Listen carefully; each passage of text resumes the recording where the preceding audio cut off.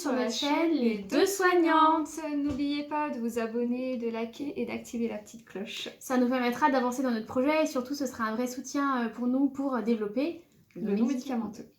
Alors comme vous le voyez dans le titre de la vidéo, on va parler aujourd'hui de la pyramide de Maslow. Alors qui est Maslow? Donc Maslow, c'est un psychologue américain, humaniste. En fait, il décrit les besoins humains dans un système de hiérarchie. Donc du coup, ça sera sous forme de pyramide en fait. On monte à chaque fois les échelons. Il faut satisfaire l'échelon du bas pour monter celui d'en haut, etc., etc., pour atteindre vraiment le sommet de la hiérarchie. Donc c'est-à-dire qu'il faut satisfaire en fait les besoins socles. Voilà, exactement la base. Pour monter à chaque fois et atteindre le haut de la pyramide.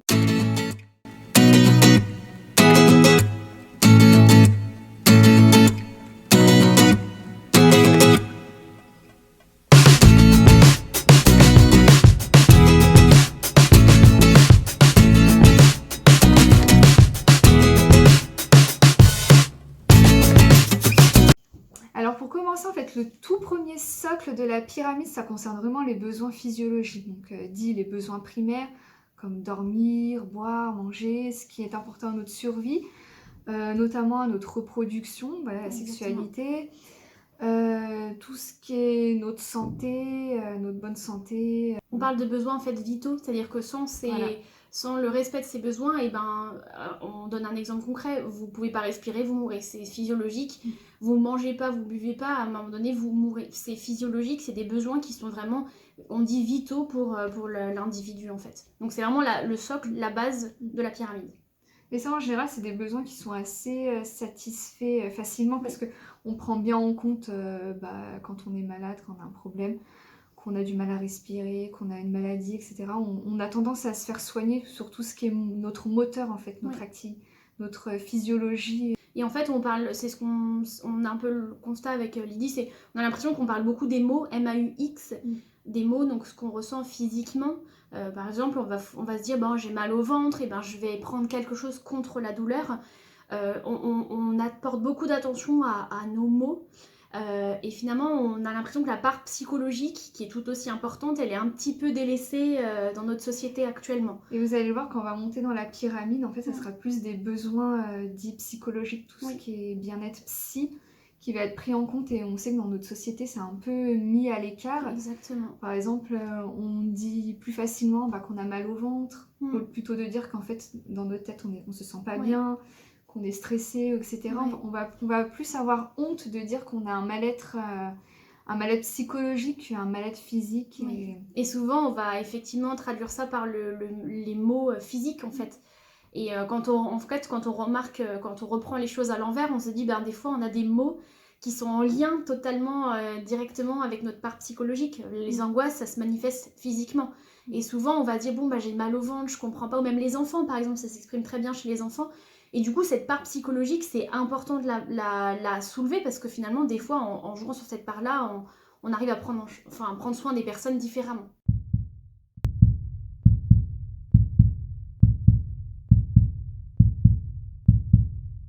Donc voilà, une fois que nos besoins physiologiques sont satisfaits, on passe au deuxième socle qui est le besoin de sécurité.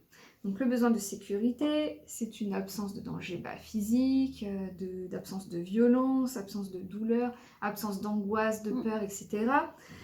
Et en fait, ça nous apporte une stabilité. Donc on se sécurise dans notre cocon, donc ça peut être notre cocon familial, notre cocon au travail. Et en fait, le fait de ne pas aller vers l'inconnu, d'avoir des choses qui sont installées dans notre vie, ça nous sécurise et on se sent bien dans le fait qu'on connaisse les choses et qu'on soit en sécurité dedans. Après, dans le besoin de sécurité, on a, comme vous pouvez le voir sur la précédente vidéo, on a toujours cette balance, c'est-à-dire qu'il y a un besoin de sécurité, mais parfois il est en parallèle, c'est-à-dire que sécurité de l'emploi par exemple, en parallèle parfois à une difficulté au niveau du travail qui entraîne des troubles psychologiques, même physiques. Du coup, il y a cette balance-là, il y a cette sécurité financière de l'emploi, et en même temps, il y a cette insécurité qu'on retrouve au niveau physiologique et psychologique quand au travail, ça se passe mal. Et ça, on le retrouve dans plein d'exemples. Par exemple, il y a le risque de chute pour une personne âgée en parallèle avec finalement la liberté de pouvoir bouger comme la personne elle le souhaite. Et ça, c'est plein de choses qu'on retrouve en balance. Par exemple aussi pour l'alimentation, il le risque de décompenser au niveau par exemple du diabète, et en même temps plaisir alimentaire. Comment on arrive à jauger et avoir quelque chose qui est acceptable pour la personne. Parce qu'il y a ce besoin de sécurité qui est de l'ordre vraiment global pour la personne, mais en même temps souvent c'est en contrebalance avec finalement des choses qui nous mettent en insécurité. Comment faire pour trouver un juste milieu et se sentir bien finalement? Alors, se sentir en sécurité, réassuré, parce qu'on connaît notre environnement et Oui. on sait l'apprivoiser, ça va vous mettre un frein, par contre, pour passer au palier au-dessus. Oui. C'est-à-dire que si dans votre vie, vous ne prenez pas un minimum de risques, Oui, c'est ça. et ben, vous ne passerez pas au palier du dessus, quoi. Vous resterez toujours dans votre cocon, dans votre sécurité, mais c'est pas dit que vous serez épanoui. Exactement. En tout cas, aujourd'hui, qu'est-ce qui vous procure votre sécurité, quoi? Et est-ce que vous vous épanouissez dans cette sécurité-là? Ou est-ce que vous avez besoin d'avancer dans votre vie, quitte de changer de travail? Bah oui, on part dans l'inconnu, quitte à rechanger un peu sa vie, mais de façon à vous poser dessus et à dire, est-ce qu'aujourd'hui, ce qui me rend en sécurité, ce qui me donne mon confort, est-ce que je suis épanouie dans ça? Donc il faut bien faire attention d'essayer aussi de franchir des barrières, d'enlever des freins, etc. pour essayer d'avancer un peu dans votre vie. En fait, ce besoin de sécurité, il est très complexe parce qu'en fait, pour passer à l'étape supérieure, c'est vrai qu'il y a toutes ces peurs, Ouais. ce que tu disais, les peurs de l'inconnu, les C'est ça. peurs du changement. Sachez bien que tout changement va entraîner forcément des modifications, même ne serait-ce que psychologiques et physiques. Enfin, c'est logique. Du coup, ça peut amener un certain stress, Forcément, certaines angoisses, certaines peurs, parce que justement, aller vers l'inconnu, Oui. c'est quelque chose qu'on ne connaît pas, c'est quelque chose qui peut nous mettre dans l'inconfort. Et ça, Exactement. voilà. Partez dans l'inconnu, puis vous connaîtrez le connu, quoi. Après, c'est aussi franchir des étapes et que on sait que l'inconnu, c'est quelque chose qui fait peur parce que c'est quelque chose qu'on ne visualise pas vraiment, c'est quelque chose qui nous met en insécurité. Tout ce qu'on connaît, on est en sécurité, tout ce qu'on ne connaît pas, on est en sécurité. Après, c'est globalement, il y a peut-être des personnes qui ont plus de facilité à changer facilement de travail, etc. Mais on a tous un peu une part dans une partie de notre vie sur cette insécurité. Mais c'est important de passer ce palier pour pouvoir justement avancer sur la suite. Que ce soit des étapes, changer d'appartement, peu importe, des petites étapes. Mais en tout cas, c'est des étapes qui peuvent permettre de passer au seuil au-dessus. En tout cas, l'alarme, c'est si vous ne vous sentez pas épanoui, même si c'est dans quelque chose que vous connaissez, que vous maîtrisez, c'est qu'il y a un souci en fait. À un moment, vous allez avoir un mal-être, ça peut être un burn-out, la ça dépression. peut être même plus grave, une dépression. Donc vraiment, aller vers des choses qui vous épanouissent, quitte à sortir de votre petit cocon. C'est un conseil que je vous donne. Et après, n'hésitez pas à vous faire accompagner dans des changements qui sont peut-être parfois trop difficiles. Les changements, c'est le soutien de l'entourage aussi. Exactement. Voilà, de se sentir appuyé, écouté. Oui, écouter, complètement. Voilà pour ce besoin, je pense qu'on en a fait à peu près le tour. En tout cas, c'est vrai que c'est important de... Voilà, ce besoin, il a besoin d'être bien ancré. En même temps, il y a toujours ce qu'on disait, attention à la balance, c'est qu'il y a des choses qui peuvent aussi bouger et ça va permettre de passer à l'étape supérieure. Voilà. Allez-y petit à petit. Pas à pas. Pas à pas.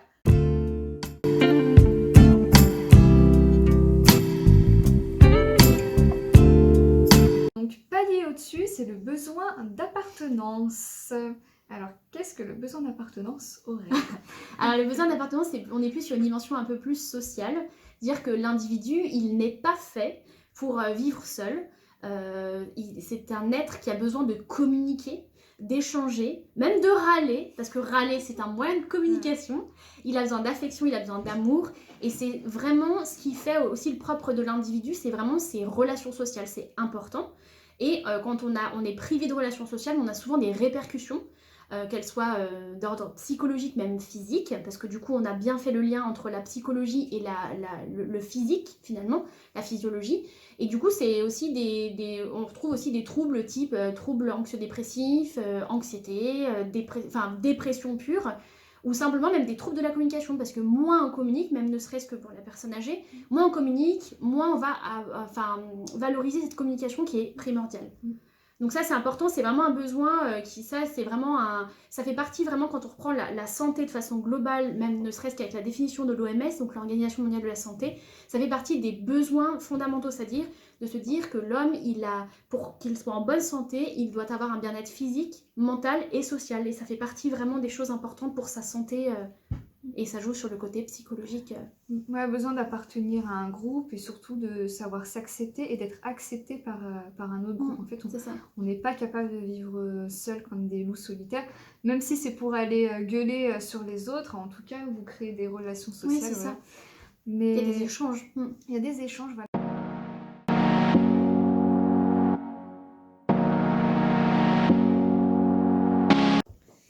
Ensuite, autre socle, donc c'est le besoin d'estime. Alors c'est un besoin qui n'est pas forcément évident, Oui.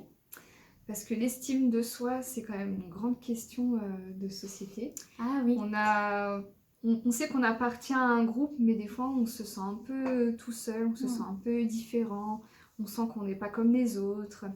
Et travailler l'estime de soi et vraiment travailler sa personnalité et accepter qui on est, c'est tellement important pour vous pour avancer dans votre vie et balayer un peu tous les préjugés qu'on peut avoir sur vous.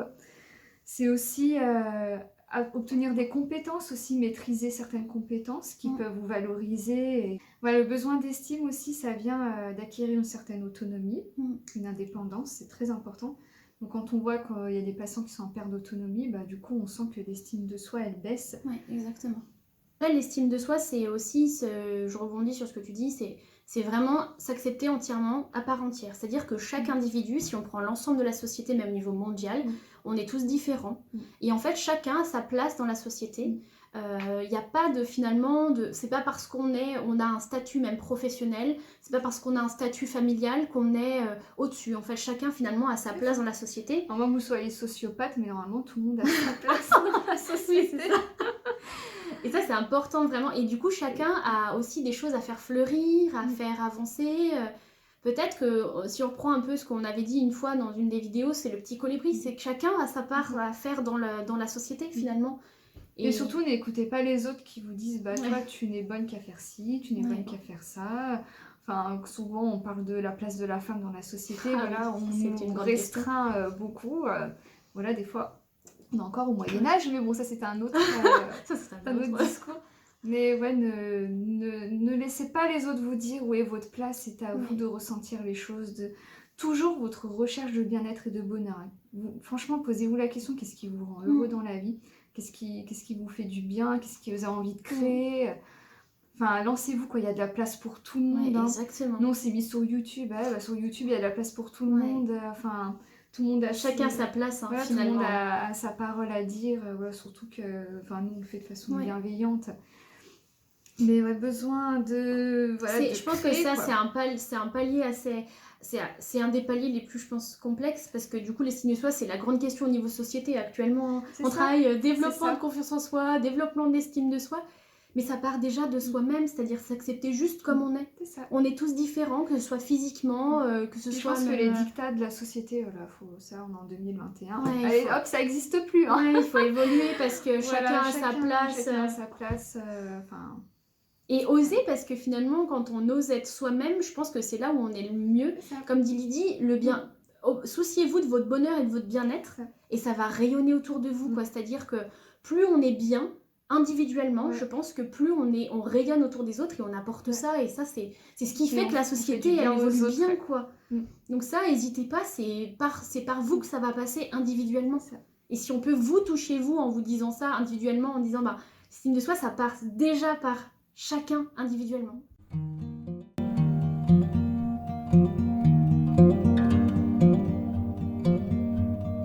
Le tout dernier haut de la pyramide, c'est le besoin de se réaliser.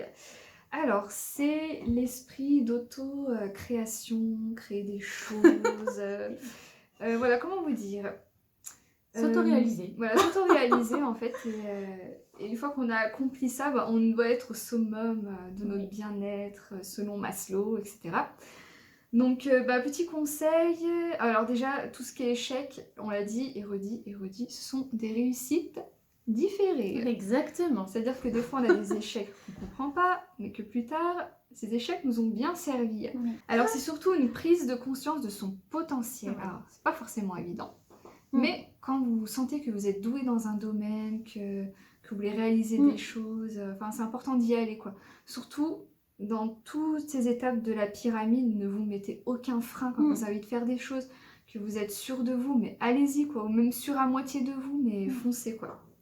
En fait, le besoin de s'accomplir, c'est vraiment quelque chose qui va profondément vous animer, c'est-à-dire vous avez un projet qui est là et ne regardez pas forcément tout ce qui est... Parce que souvent on se met des barrières, déjà les barrières financières. Il y a des choses qui sont à la portée sans ce problème financier. Il y a des choses qui se mettent pas à pas. Il faut apprendre à se détacher du matériel en fait. Croyez-moi, c'est pas le matériel qui va vous rendre heureux quoi. Enfin, vous pouvez être la personne la plus riche au monde, c'est pas sûr que vous soyez la plus heureuse du monde. Donc ça n'a rien à voir. C'est surtout ce qui émerge de vous en fait qui va vous rendre heureux quoi. Bah en fait, il faut aller chercher au plus profond de vous. Qu'est-ce qui fait que... Bah déjà, posez-vous la question tous les matins. Qu'est-ce qui fait que vous avez envie de vous lever tous les matins? Qu'est-ce qui vous anime? Est-ce que c'est... Des fois, c'est le travail, le sens. C'est aussi donner du sens. S'accomplir, c'est donner des objectifs chaque jour et donner du sens. Les personnes parfois qui sont dans des états de dépression, d'anxiété, ou même nos personnes âgées qui ont plus de sens, qui ont plus d'objectifs, c'est pour ça qu'elles sont mal. Parce que derrière, il n'y a plus d'objectifs. Et l'objectif, c'est ce qui fait que, allez, je me lève, j'y vais et j'ai un objectif, j'avance. Après, comme on dit, les échecs, c'est toujours, faut le prendre en positif. Oui, c'est une manière différée de faire les choses, c'est un chemin différent qu'on prend, mais c'est un chemin qui va nous faire grandir, nous faire avancer, et on ne fera pas la même erreur 2 fois. Mais c'est important du coup, à mon avis, d'aller chercher ça au plus profond de soi, c'est donner du sens à sa vie, et se dire, quel sens je donne aujourd'hui à ma vie? Aujourd'hui, posez-vous la question dans votre travail, dans votre vie de famille, dans vos relations, qu'est-ce qui a du sens pour moi? Enfin, je pense que c'est vraiment s'accomplir, c'est vraiment ça, c'est se réaliser, aller chercher au fond de soi ce qui nous fait vibrer, ce qui nous fait nous animer, il nous donne le sourire en fait, chaque jour. C'est ça, besoin de se réaliser au sommet de la pyramide. Donc voilà pour la pyramide de Maslow que je vous montre. Voilà, donc on schématise bien les échelons qu'on monte jusqu'en haut de la pyramide. Alors, on n'est peut-être pas forcément tous à l'aise avec cette forme de hiérarchie, voilà, qu'il faut à chaque fois monter les échelons et gravir le haut du sommet. En tout cas, c'est très imagé pour certains, donc ça peut aider. Le fait de grimper. Moi, je ne suis pas forcément à l'aise avec cet outil. Voilà. J'aurais peut-être plus vu quelque chose en cercle, quelque chose de en lien voilà, à accomplir, mais... C'est pas parce qu'il vous manque c'est pas parce que vous n'êtes pas à toutes les étapes que vous pouvez pas vous épanouir. C'est juste que si on prend un petit bout de chacun et fait de chaque chose, finalement, on n'est pas obligé d'être rempli à 100% de chaque. Ça permet déjà de comprendre le fonctionnement et de dire qu'il y a besoin de tous ces petits bouts pour faire qu'on soit finalement bien dans notre vie et bien au summum du bonheur et du bien-être. Vous prenez conscience de votre bien-être psychologique, ça c'est très important. En France, on a du mal à consulter des aides psychologiques, etc. Enfin, c'est vraiment quelque chose qu'on a honte d'en parler. C'est très important, parce qu'on sait que l'anxiété, les angoisses, ça amène des dépressions. On sait que ça peut jouer sur les maladies vieillissantes, comme la maladie d'Alzheimer, maladie parkinsonienne, etc., qui atteint le système nerveux. Donc faites attention à prendre bien soin de vous, voilà. Mais n'ayez pas honte, il y a une chose importante, c'est les émotions, c'est-à-dire que on vit des émotions, en fait on est un peu en dents de scie, c'est-à-dire en fait c'est juste que vous êtes des êtres humains quoi. Voilà, vous n'êtes pas des robots quoi. Voilà. On vous met pas de l'essence et vous avancez tac. Et heureusement, parce que c'est ce qui fait justement, les émotions c'est ce qui nous fait vibrer. On est triste, et ça nous fait vivre des choses, que ce soit physiquement, émotionnellement, mais c'est des choses qu'on vit, et si on enlève nos émotions, en fait on perd ce statut d'humain, parce que le propre de l'humain, c'est vraiment le côté émotionnel. On vit des choses positives, des choses négatives, mais on a des émotions. Et l'idée, c'est quand même de pouvoir se dire, il y a des jours où ça n'ira pas. Il faut l'accepter. Des jours où il va pas faire beau, on va être sur une journée où on a mal dormi. Alors, on rappelle, on a mal dormi, il pleut le matin, c'est une journée qui commence mal. Mais après, ça ne veut pas dire que tout va se passer comme ça. Et le cercle des pensées, c'est important. On fera une vidéo là-dessus, je pense. C'est une émotion négative, ça entraîne souvent une pensée négative. Donc l'idée, c'est de couper ça, ne pas majorer. On est déjà triste, n'allons pas rechercher des pensées en lien et essayons de cultiver nos émotions positives, parce que ça, c'est du positif dans nos vies. Chaque jour, essayons de nous dire, il y a des choses positives qui nous arrivent, même si on a l'impression que notre vie est compliquée, que c'est pas forcément positif. N'hésitez pas à vous recentrer sur vous et à écouter un peu ce qui se passe à l'intérieur de vous, vos émotions. Essayez un peu de discuter avec vous-même, vous voyez, de faire un peu le point. Ne pas essayer de fuir vos états d'émotion et partir dans tous les sens, qui n'arrangera pas les choses. Donc vous pouvez faire soit accompagner si vraiment vous êtes vous sentez que c'est en difficulté urgente, mais ouais, n'hésitez pas à vous poser un peu, vous ressourcer, ça fait pas de mal, quoi. L'idée, c'est vraiment de vous recentrer plus sur vous, à l'intérieur de vous, C'est ça. et écouter vos mots, parce que vos mots, c'est aussi parfois... faut bien imaginer que le corps, c'est un peu... le mot devient le messager. J'ai mal au ventre, je me sens pas bien, ah, il y a quelque chose qui va pas. Et du coup, c'est important de vous écouter, vous. Au lieu de vous tourner vers l'extérieur, il faut vous tourner vers vous intérieurement, parce que ça part de vous, en fait. Tout part de Il n'y a vous. pas de honte de penser à vous, en fait, il n'y a que vous qui Oui. vivez dans votre corps, il n'y a que vous qui ressentez Oui. ce que vous ressentez, donc Et c'est pas être égoïste, bien au contraire. vous êtes en premier celui qui prend soin de vous, donc il n'y a pas de honte à penser à soi, de temps en temps ça fait du bien, quoi. Oui, c'est primordial même. Enfin, du coup là on rebondit vraiment sur la pyramide, c'est vraiment l'état psychologique, il est vraiment à prendre en compte individuellement. Voilà, prenez vraiment soin de votre mal-être psychologique, voilà, ça arrive à tout le monde, hein. On n'est pas des super héros, on a tous nos failles, on a tous nos états d'âme, voilà, c'est important de se soigner dessus, plus même que vos maux physiques, quoi. Voilà. Et n'oubliez pas que la dépression, des pathologies comme ça peut toucher tout le monde. On n'est pas à l'abri, parce que parfois on vit des choses qui sont au-delà de ce qu'on pourrait supporter. Et du coup, c'est important de pas attendre d'être complètement dedans et complètement envahi par ça. Laissons-nous aussi dire, là ça va pas. Et là ça va pas sur plusieurs jours. Et ne pas oublier que voilà, c'est le propre de l'humain de vivre ça. C'est puis quand on arrive à ce point, c'est que c'était vraiment quelque chose qui a duré dans le temps, et d'un coup votre système nerveux vous dit non, c'est plus possible. Il y a un arrêt sur image. C'est ça. Et comme on parle des burn-out, n'attendez pas. Alors c'est difficile à dire, parce que souvent c'est un cercle, on ne se rend pas forcément compte qu'on est dedans, qu'on est pris dans ce cercle-là. Mais écoutez-vous, n'attendez pas que ce soit la rupture totale et que votre corps vous stoppe net en disant stop. C'est plus possible. Voilà, ça je pense que c'est des mots qu'on peut vous dire qui sont assez importants pour nous. Sinon, pour vos objectifs, visez haut mais restez humble. Voilà. Oui. C'est bien de garder un peu les pieds sur terre.